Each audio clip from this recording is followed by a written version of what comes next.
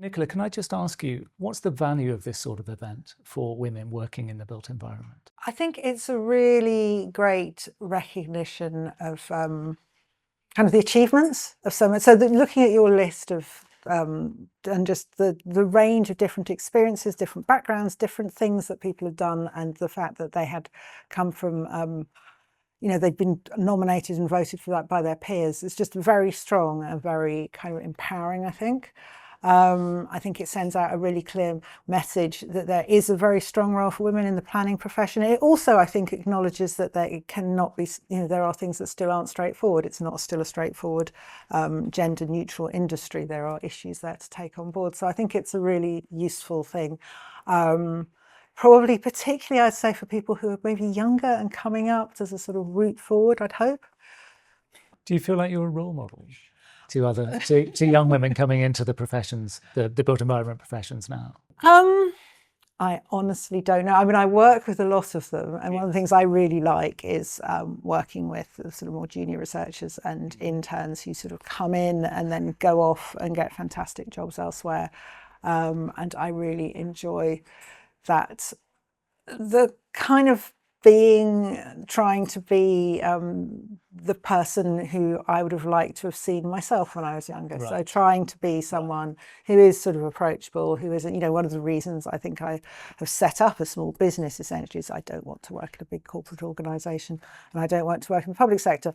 And there are choices to make about where you wish to be. And so giving people that sense of career fluidity and options, I think is just really important. You spoke during the panel discussion about how the importance of confidence and how to some extent you can almost fake confidence by pretending to be somebody else. That was the phrase you used. Yeah. Could you just sort of talk me through that a little bit? And is that something that's still valid and relevant today? Oh, I don't know. It's the fake it to make it. Yeah. Is it not?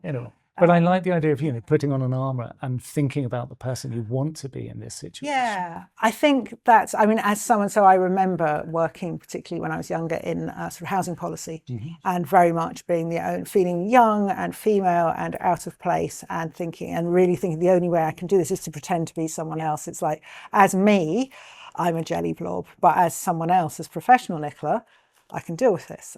So it's a tactic and a strategy, and then you come to recognise who you are and you become professional Nicola and you make it your own thing. But I think it's something almost sometimes that men do more automatically. Right.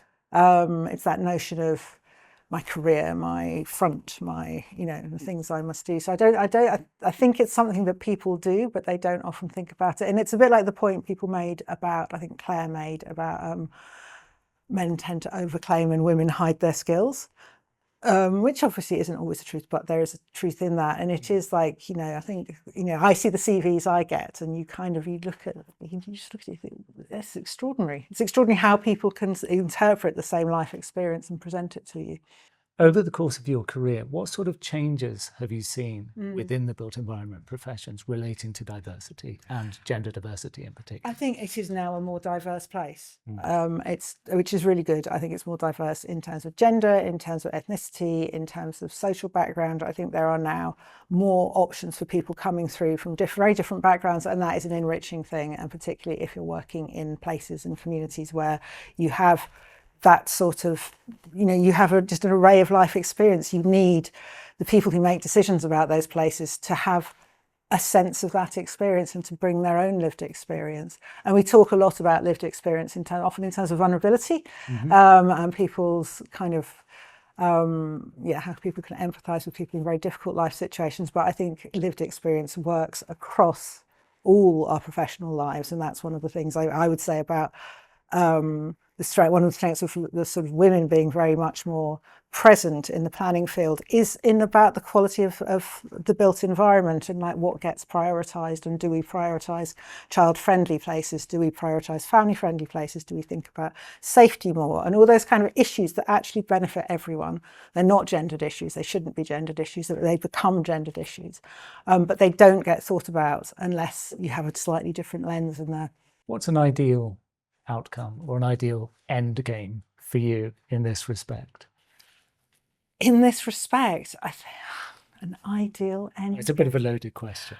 It is indeed. I think that I think that we start thinking more about our cities and our towns in terms of like the experience of people who live there and what it is that will make it work for them. And sometimes that's about valuing things that might seem ugly to professional eyes. It's not always about creating things that look beautiful and shiny. Sometimes it's about saying the existing shopping centre is actually really well loved and well used. Let's value that. And sort of making that sense of comfort and feeling at home and feeling that this is your place more mainstream, because I think so many things that happen in terms of change just alienate people, and people are living different lives, and people are, there's a lot of precarity around. And so to make the built environment something that's safe in a kind of the broadest meaning of the term, I think would be a great outcome. Do you have a piece of advice, one piece of advice for young women in the embarking upon their careers in the built environment professions? I think it's just take all the opportunities. It's like there's a lot of stuff out there. There are those little things. It's like go to events, take up the opportunity to go visit other people, do contact people, get work experience, get mentorship, take those things up. Which can be quite hard if you're feeling unconfident, but I can see the younger women I've worked with who are doing really well are the ones who just grabbed what's there in front of them and run with it, and that really works. Brilliant. Thank you very much. Right. Thank you. No, thank you very much for your time. You're excellent.